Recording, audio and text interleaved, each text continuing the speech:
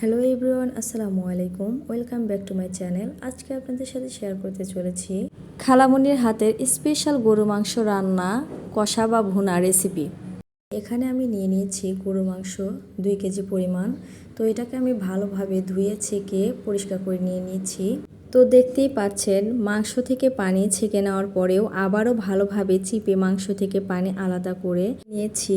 আর যেটুকু পানি মাংসের সাথে আছে সেটুকু দিয়ে মাংস কষানো হয়ে যাবে।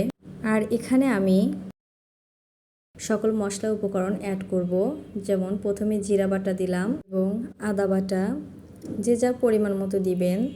তো আদা বাটা এখানে 1.5 টেবিল চামচ পরিমাণ ইউজ করেছি এবং জিরা বাটাও 1.5 টেবিল চামচ পরিমাণ ইউজ করলাম। আর এখানে দিয়ে দিচ্ছি পেঁয়াজের পেস্ট, দিয়ে দিলাম 3 টেবিল চামচ সর্বমোট। আর দিয়ে দিচ্ছি এখানে গরম মশলা বাটা 1.5 টেবিল চামচ পরিমাণ।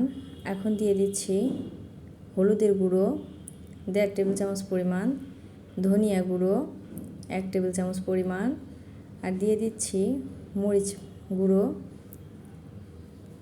1.5 টেবিল চামচ পরিমাণ, আর দিয়ে দিব পরিমাণ মতো লবণ, আর দিয়ে দিচ্ছি এখান থেকে কিছু পেঁয়াজ কুচি। আমার খালামণি যেহেতু এই রান্নাটা করেছে, বলতে গেলে সত্যি রান্নাটা অসাধারণ হয়েছিল। আর এখন দিয়ে দিলাম সরিষার তেল। আর এই সরিষার তেল কিন্তু এই মাংসর স্বাদটা টেস্ট আরও বাড়াবে।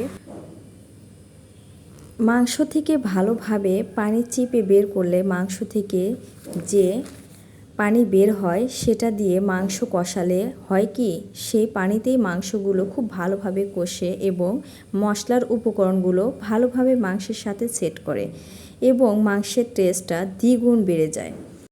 এখন এ পর্যায়ে দিয়ে দিব কিছুটা গোটা মশলা, যেটা আমি এখনও দিইনি, সাদা এলাচ এবং দারচিনি দিয়ে ভালোভাবে মেখে আমি আধা ঘন্টা মতো রেস্টে রেখে দিলাম। তো আধা ঘন্টা পরে এখানে একটা প্যান বসিয়ে দিয়েছি আর দিয়ে দিলাম সরিষার তেল।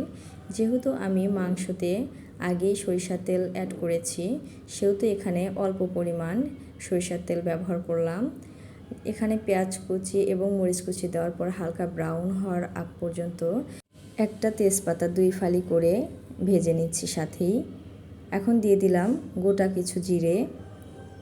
আর এখন আমি গরু মাংসগুলো দিয়ে দিলাম ম্যারিনেট করা।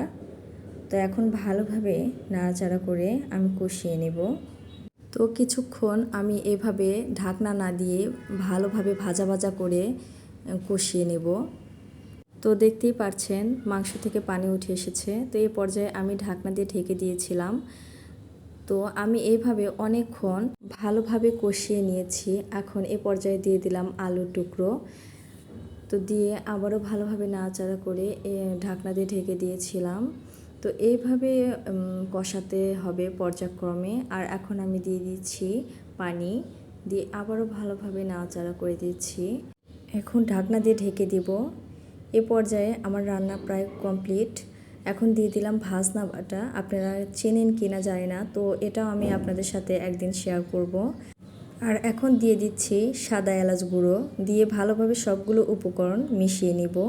তো আমার রান্না অলমোস্ট কমপ্লিট। তো সকলেই ভালো থাকুন, সুস্থ থাকুন। আল্লাহ হাফিজ, আসসালামু আলাইকুম।